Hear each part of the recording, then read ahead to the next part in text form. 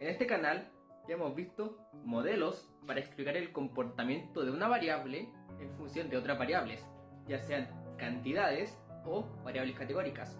Ejemplo de ello son los modelos de regresión, lineales, polinómicos, etc. Pero, ¿qué pasaría si yo quisiera explicar el comportamiento de una variable solamente en función del tiempo? A eso en estadística se le conoce como modelos de series de tiempo. Y de partida, ¿qué es una serie de tiempo? Una serie de tiempo es la relación entre dos conjuntos, mis observaciones como variable dependiente y el tiempo como mi variable independiente. La relación entre estos conjuntos me entrega la información de en qué momento del tiempo se tomó cada observación. Esta relación yo la puedo visualizar mediante un gráfico de línea.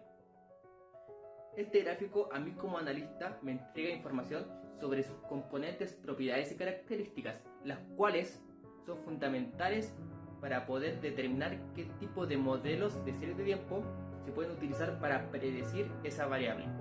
El objetivo de este primer video de análisis de series de tiempo es darte las herramientas para que cuando visualices un gráfico de línea de una serie de tiempo seas capaz de visualizar sus componentes, propiedades y características, los cuales te permitirán a través de tu juicio determinar qué tipo de modelos de predicción de serie de tiempo es el más adecuado para tu serie de tiempo.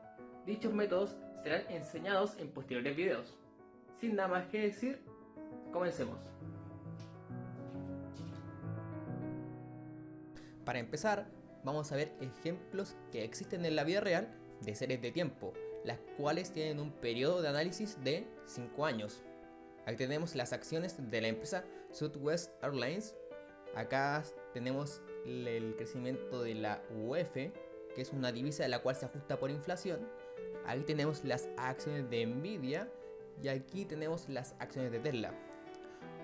Nosotros con solo mirarlo podríamos emitir ciertos juicios de valor, pero para que esos juicios realmente describan a la serie de tiempo necesitan cierto nivel de rigurosidad, y vamos a empezar por aumentar nuestro nivel de rigurosidad haciendo un análisis por descomposición de componentes. ¿A qué me refiero por componentes? Las componentes son patrones que tienen cierto comportamiento por sí mismas, pero al unirse todas describen al comportamiento de una serie de tiempo. Vamos a empezar el análisis por descomposición de componentes con la componente de la tendencia o nivel, que nos dice la dirección de la razón de cambio de la serie de tiempo. Si es que hay un crecimiento o si es que hay un decrecimiento. Se dice que tiene una tendencia a la alta o una tendencia a la baja. Esta la representaremos con el color amarillo. Acá en el ejemplo de la serie de tiempo que representa a la UF tenemos una tendencia a la alta. Sin embargo, si por ejemplo miramos a las acciones de Southwest Airlines, en el último periodo tiene una tendencia a la alta en este segmento y por acá tiene una tendencia a la alta. Esa es toda la información que nos entrega la componente de la tendencia. Vamos a continuar con el análisis de la componente cíclica, la cual es una curva que vamos a representar con el color celeste, que oscila a la tendencia o nivel, la cual representa los altibajos de la serie de tiempo. Los orígenes pueden ser los siguientes: un fenómeno económico, por ejemplo la subida abrupta de una divisa. También podría ser la naturaleza del negocio, o en el caso de la producción, cuando se quiere predecir la demanda en el ciclo de vida de un producto. Pero ojo, la componente cíclica no tiene una duración fija, porque esto implicaría una periodicidad. Y esto lo describe la siguiente componente, que es la componente de estacionalidad, lo cual se define como un patrón que se repite de manera periódica en la dirección de la tendencia. Acá podemos ver las acciones de Southwest Airlines y le vamos a hacer un zoom. Vamos a acotar el estudio de esta serie de tiempo a lo que viene después de esta línea de café. Acá tenemos un patrón que se repite en función de la demanda de la aerolínea, la cual es totalmente estacional. Porque aquí no se ve, pero si tuviéramos los índices horizontales, podríamos ver que se ajusta perfectamente a ciertas estaciones del año. Y para terminar el análisis por componentes tendríamos la componente irregular que describiremos con el color rojo. Para que tenga sentido esta componente debemos poner en este ejemplo todas las otras componentes encima. Aquí tenemos las acciones de NVIDIA y describamos un patrón y pasémoslo por encima. Imaginemos la tendencia y la componente cíclica.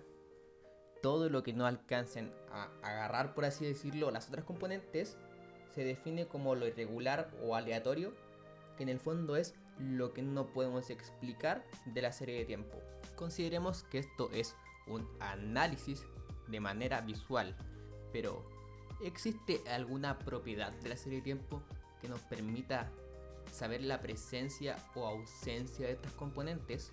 La respuesta es sí. Primero tendríamos la estacionariedad.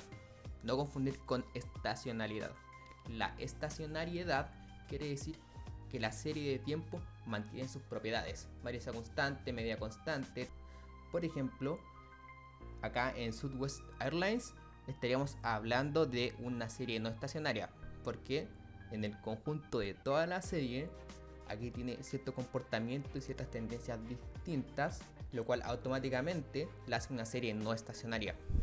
Pero para ir más allá de lo visual, para tomar esta decisión existe la prueba estadística de Dickey-O'Filler, que nos da un nivel de certidumbre estadístico a cierto nivel de significancia que nos permite decidir si la serie es o no estacionaria. Luego vendría la autocorrelación y la autocorrelación parcial, las cuales son necesarias para detectar estacionalidad, la componente cíclica y nos va a sugerir qué tipo de modelos de predicción son los más adecuados. Pero para ello necesitamos entender el concepto de retardo para poder definir la autocorrelación. Y lo vamos a hacer mediante la siguiente animación. Tomemos como ejemplo esta serie de tiempo, la cual termina donde está la línea amarilla. Un retardo no es nada más que una versión desplazada de la misma serie de tiempo, una unidad a la derecha. Y esto yo lo puedo seguir haciendo varias veces. Aquí voy a tener el retardo 2, después el retardo 3 y así hacia adelante. ¿Cuántas veces puedo hacerlo? n-1 observaciones, porque de lo contrario sobrepasaríamos a la línea amarilla y no tendría sentido hacer una comparación dado que en la región de análisis no hay ningún dato. Por lo que se concluye que un retardo genera oportunidades para poder comparar una serie de tiempo con versiones desplazadas de ella misma. Ahora que ya definimos y concluimos sobre el concepto de retardo, podemos hablar del concepto de autocorrelación, donde se define según la función de autocorrelación para el periodo K corresponde a la covarianza entre la serie original y la serie retardada en K dividido en la raíz cuadrada del producto de las varianzas de la serie original por la de la serie retardada. Por lo que quiere decir que para cada retardo existe una correlación, en general para todo el espacio de la serie, lo cual se representa con un gráfico ACF como el que viene a continuación, donde el eje Y representa a la correlación, que por definición va entre -1 y 1, y el eje X representa a los retardos. Por ende, si yo quisiera saber la correlación en un retardo específico, simplemente debo mirar la altura de la barra y el sentido de la barra, si es que va hacia arriba o si es que va hacia abajo. A continuación, la autocorrelación parcial, que es la autocorrelación que no tiene en cuenta los efectos intermedios, donde la autocorrelación parcial para el retardo K se define como la autocorrelación en el periodo K menos los efectos intermedios. ¿En qué se diferencia principalmente a la autocorrelación? Para el cálculo de la autocorrelación normal se ocupan operadores de covarianza y operadores de varianza, los cuales tienen en cuenta a todo el espacio que se está analizando. Por ende, tienen en cuenta los efectos que ejecuta la correlación de 1 sobre 2, de 2 sobre 3, pero también de 1 sobre 3, y así con ambas series. Pero ¿qué es lo que hace la autocorrelación parcial con ese recta que está en la fórmula? simplemente elimina los efectos no directos. Elimina el 1 con el 3 de acá arriba y también de acá abajo. Y eso sería lo que representa el eliminar los efectos intermedios. Claro que esto se extrapola para más datos. Y esta tiene su gráfica, la cual se lee de igual manera que la de autocorrelación normal. Y esto sería todo por este video. En el siguiente veremos cómo ocupar las gráficas de autocorrelación y autocorrelación parcial para obtener información sobre la serie de tiempo, en términos de sus componentes y qué tipos de modelos nos sugiere usar estas gráficas.